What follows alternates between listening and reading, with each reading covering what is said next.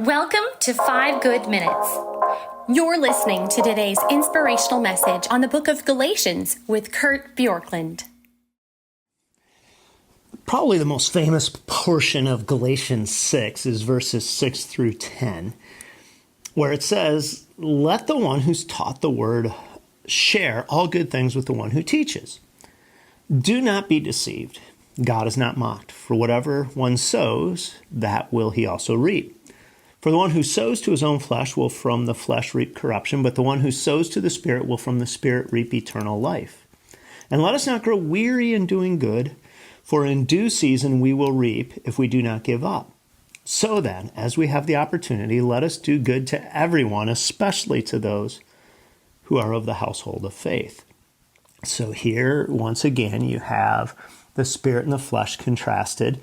And I believe that there is, again, a ditch on either side of this teaching. One ditch, and it comes with kind of understanding the message of Jesus Christ, is saying, well, if there is grace, then what I do doesn't matter because I can do whatever it is I want and God forgives.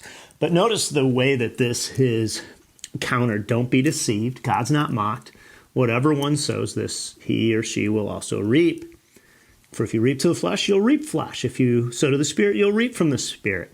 Therefore, don't grow weary in doing good, because that is how you can see how God is at work in your life. And so there is a sense in which we'll reap what we sow. That's part of this idea. You'll reap more than you sow, and you'll reap later than you sow. And so grace doesn't erase the legal penalty. It does erase the legal penalty of sin, and it does restore the broken relationship, but it doesn't erase the consequences of all of our past sin. Now, on the other side is the ditch that says sowing and reaping means that only what I do matters. And so the gospel idea here is that God transcends what we do, that Christianity does not teach karma, that the good things that we do come back as good and the bad things come back as good, or since I've done good, I deserve good, or if I've done bad, I deserve bad. The book of Job, in many ways, is an indication of this, because Job, the book, goes out of its way to say he was a righteous man, and yet he had all of this hardship. And so the idea of saying that I will always get exactly what I've put in is not the gospel idea. Now, certainly, we need to understand that you can't always see what's going on. There's an issue of visibility. There's an issue of timing. So some things aren't seen until much later in life or even eternity.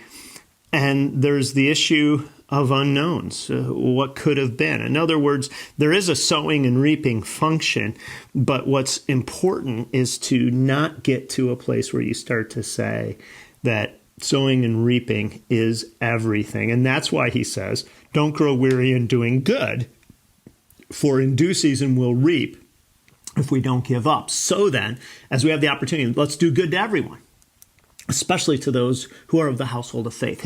His point ultimately is to say, don't lose heart doing good, because doing good is one of those things that will be seen in time. So you may not feel like you see it now, but God is at work. So the gospel, or the spiritual approach, is to not live as if it doesn't matter, or not to live as if only what I do matters, but to say, what Jesus has done is what matters most, and I want to live my life in accordance with it, trusting in Him, whatever it looks like in the moment. Thanks for joining us here today. There's a lot of great content to explore on Orchard Hill Plus and on the Orchard Hill main feed from the weekend. Have a great day.